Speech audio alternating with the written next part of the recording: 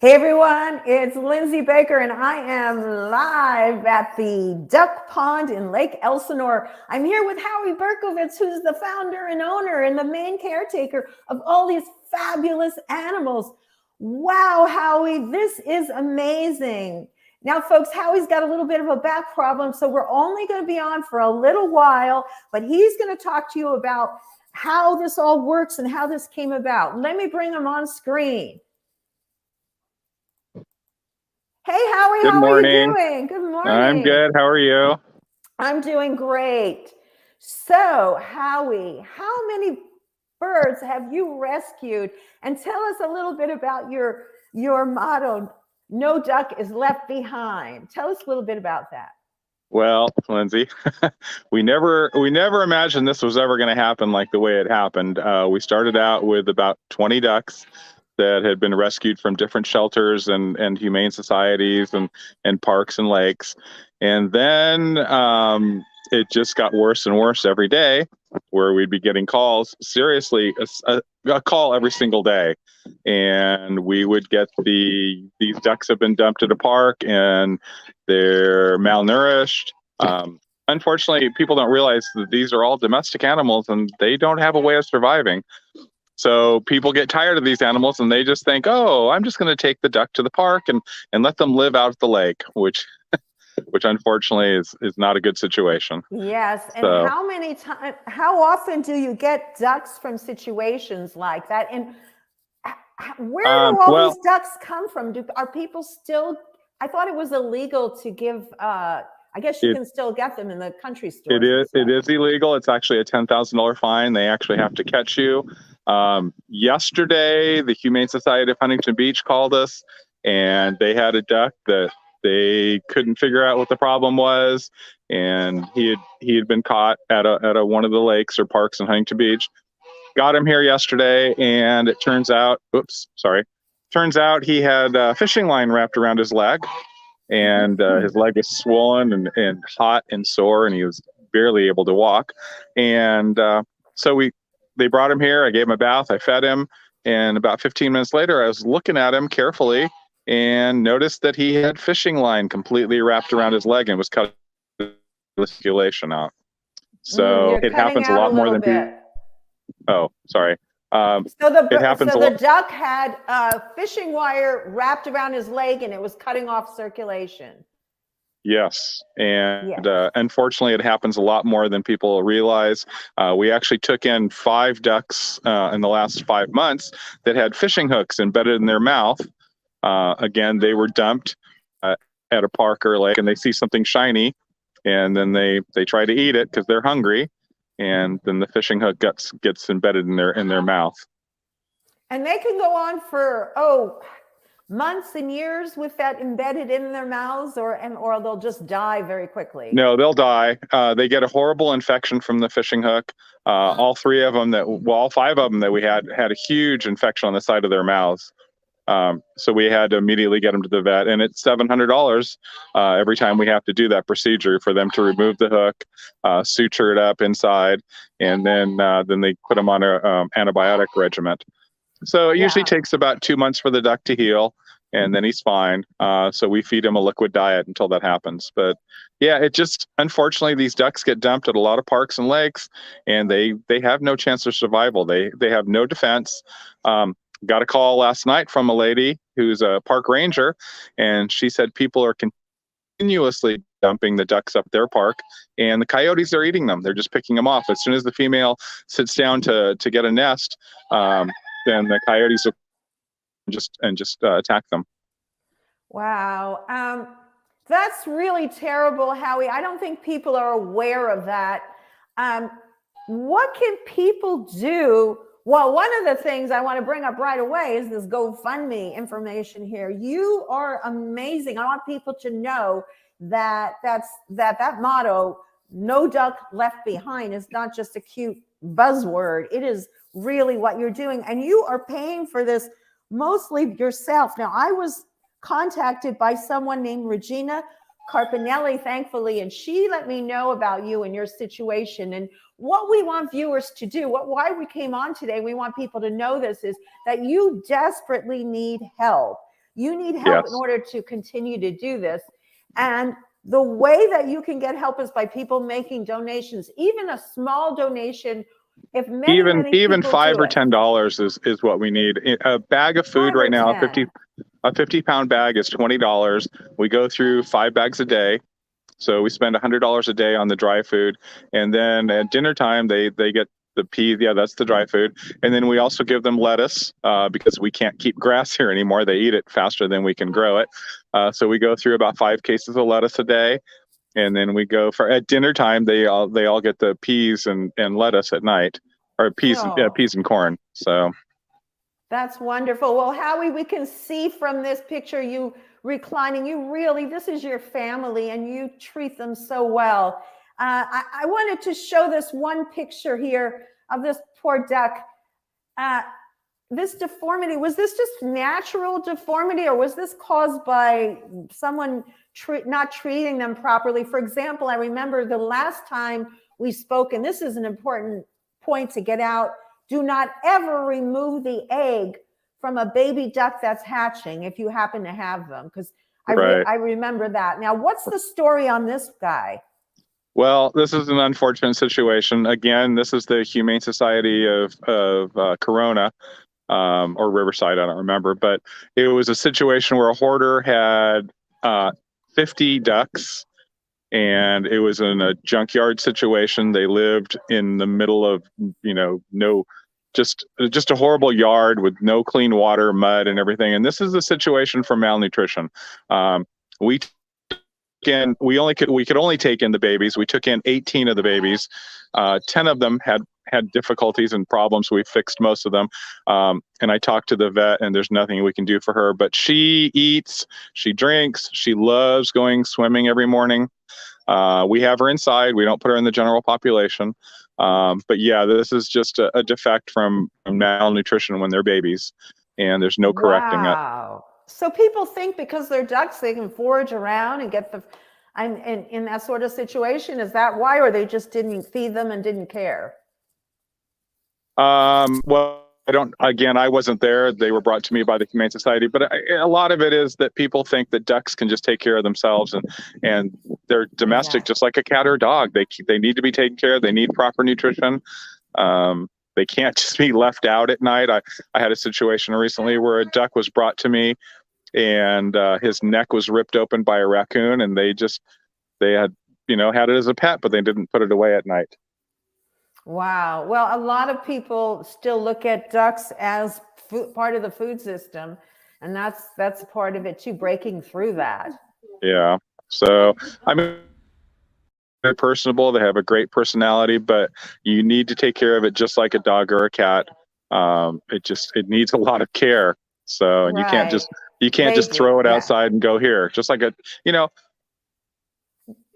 it's again, they're domesticated animals, and they just need care. So yeah. And the thing is, when people see a beautiful they see a beauty like the one here with the high cone and all that, this one that's so fancy, they think, oh, what an unusual pet. I can really stand out with my friends because I have this pet that's really different.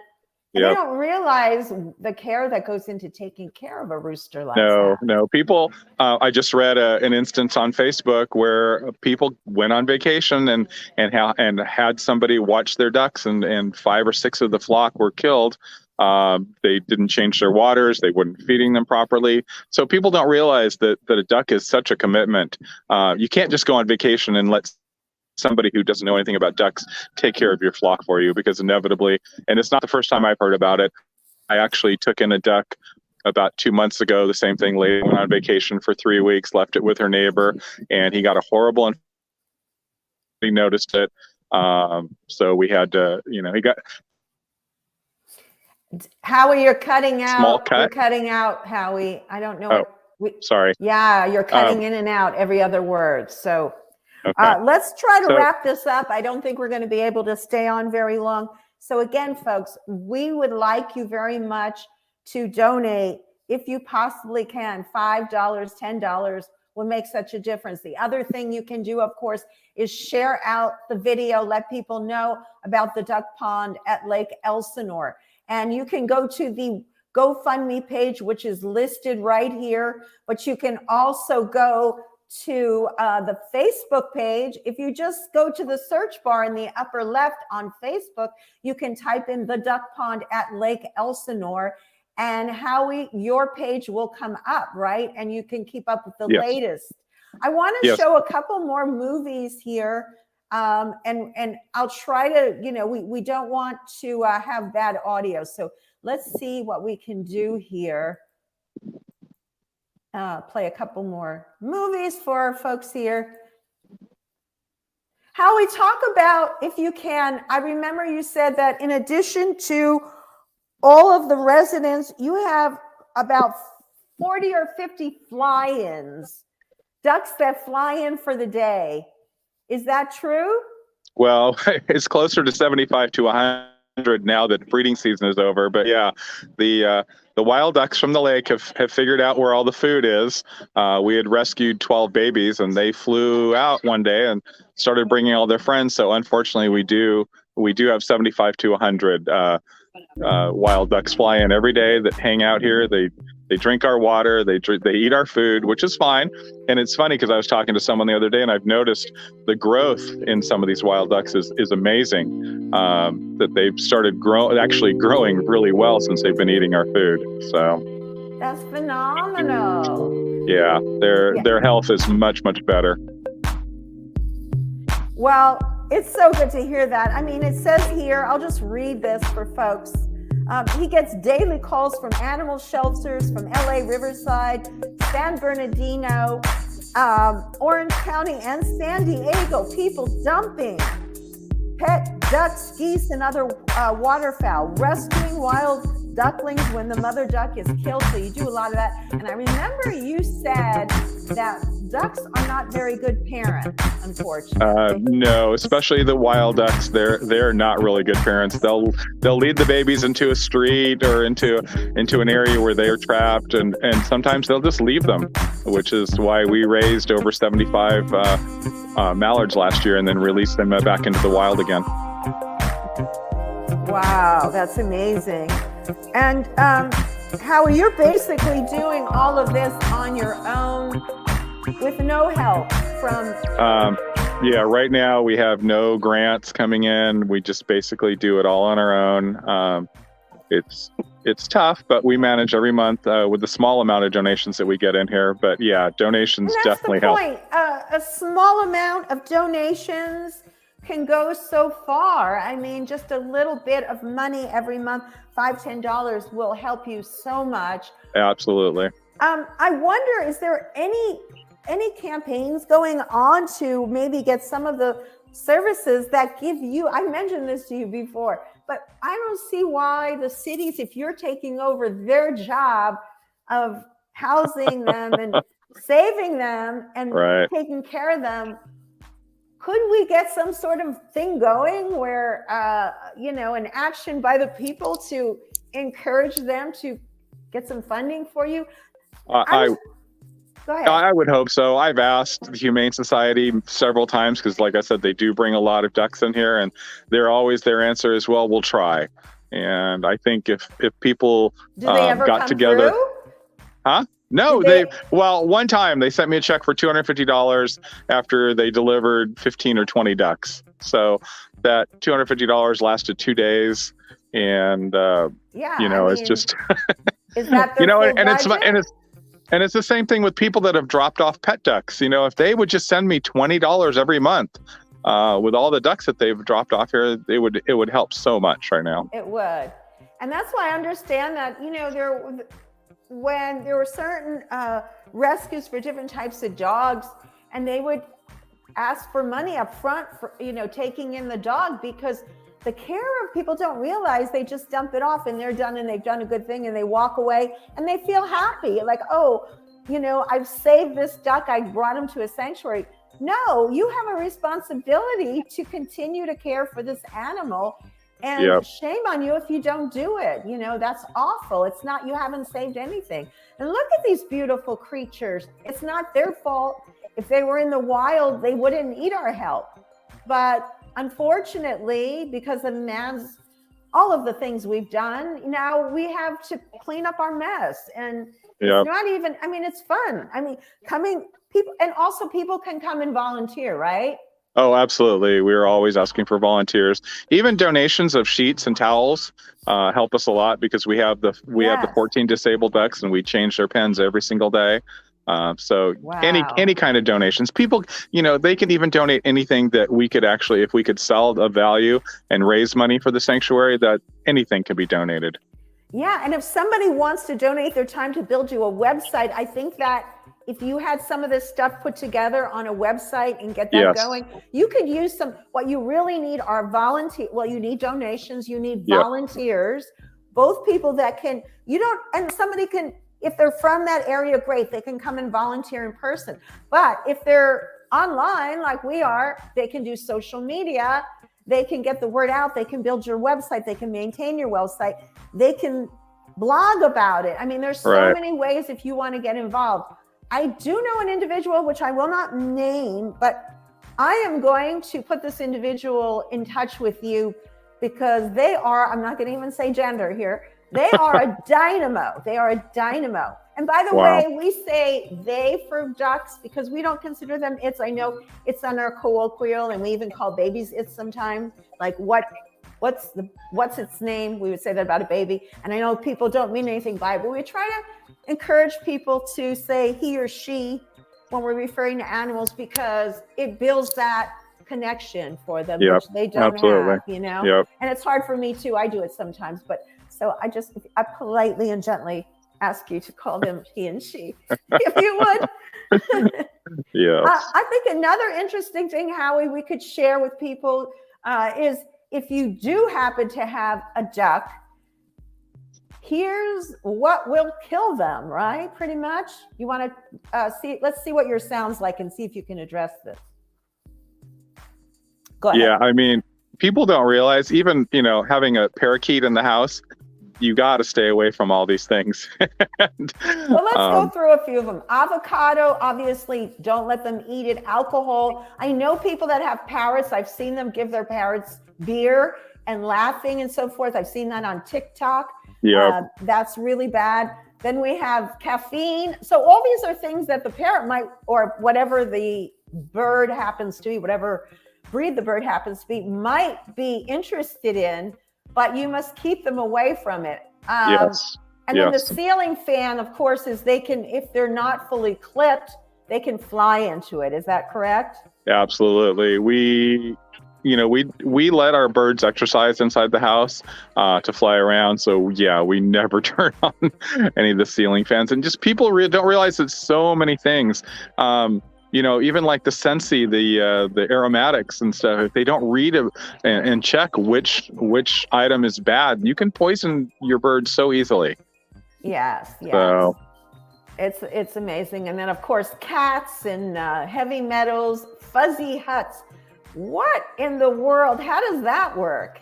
Well, what happens on fuzzy huts is the birds will get bored and they'll chew on them, and all of that stuff will get stuck in their crop. And I have a very good friend of mine that runs an avian rescue, and I can't tell you how many birds have had to go in for an extremely expensive surgery to get all of this debris out of their neck area, out of their crop, and it completely blocks their food intake. So that's the fuzzy huts are very bad. And people, if you just take 2 minutes to read about something before you put it in your bird's cage, it'll save the life of your bird. Absolutely. Yeah, but also get yourself informed, because you may not, not every manufacturer, every packager is going to go through and do their due diligence.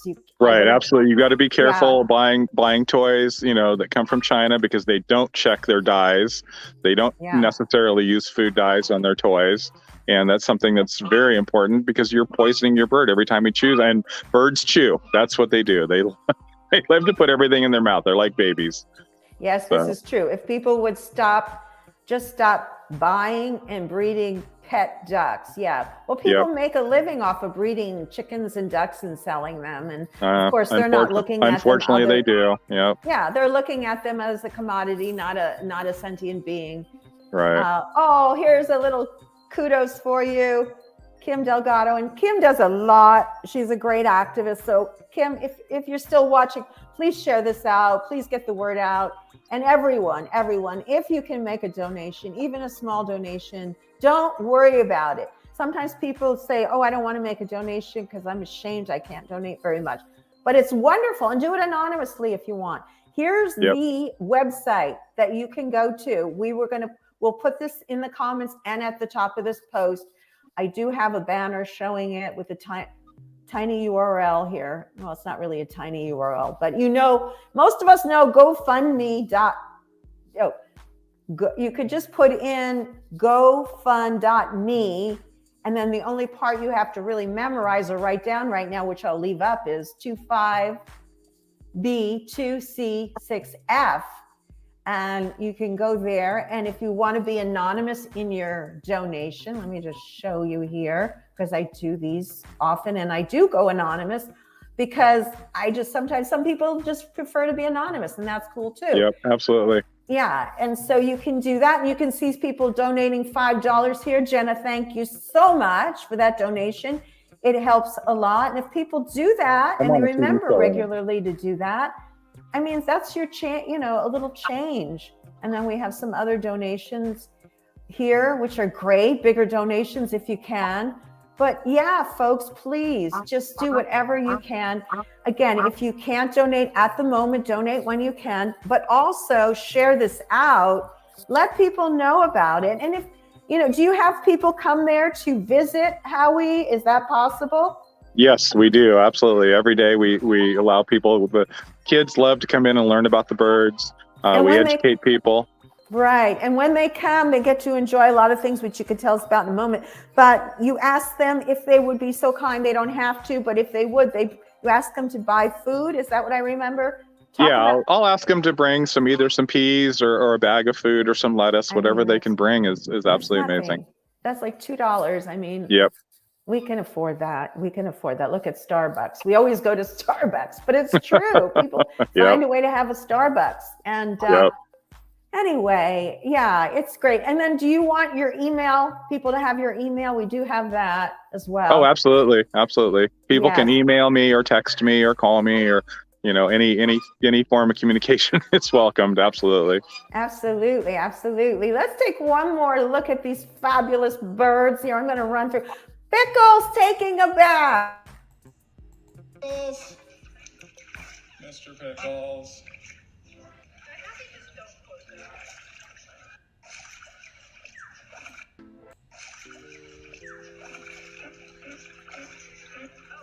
Oh, Mr. Pickles enjoys his bath.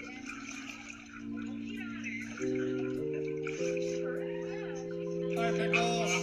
Hi, Pickles. Hi, Pickles. Mr. Pickles.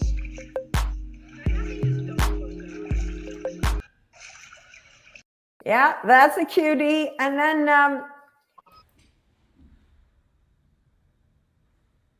that picture's not very clear. We'll skip that one. What's this one? Oh, we've shown this one. That's you enjoying yourself. Do you go in there every night and hang out with them? Is that important? Yeah, every night before dinner, I'll go in there and talk to everybody and just hang out with them so they get human contact. And then, of course, during the day, we have one volunteer right now who comes out every day and he changes all the waters, and then I go out and spend time and just talk to everybody. And then, of course, the 14 disabled ducks that I have inside the house, that take me about 3 hours every single day to take care of them. You said you're going to be giving them a bath, so you have to bathe them every day. Wow. That's what I do. In fact, here it is right behind me. I don't know if you can see. Oh, there they are. Oh, okay. There they are. Those are two ducks that came to us. It's Frankie and Gracie. And Gracie was found at a park with a broken leg. Somebody had kicked her. And so unfortunately, the injury was so old by the time we got to her that she's lost complete use of the leg. And then Frankie was one of the pets that we talked about earlier that had been attacked by a raccoon because they didn't put them away at night. So, oh, that's so sad. Well, we're glad that they're with you now, and I think we should wrap things up. I want to remind people to please donate and spread this story so that people get to know. If you're in the Lake Elsinore area, get in touch with Howie, or even if you're not. And if there's any way that you could possibly help, or any ideas you have to help support this sanctuary, please do so, because it would be much appreciated. The ducks will love you. Thank you so much. Any last words, Howie? No, just don't buy ducks as pets. That's all I can say. Please, yes. Don't make the problem worse than it is. Okay, thank you so much, everyone, for watching. We'll be back next week with another story on the Action Hour. Bye for now. Bye, Lindsay.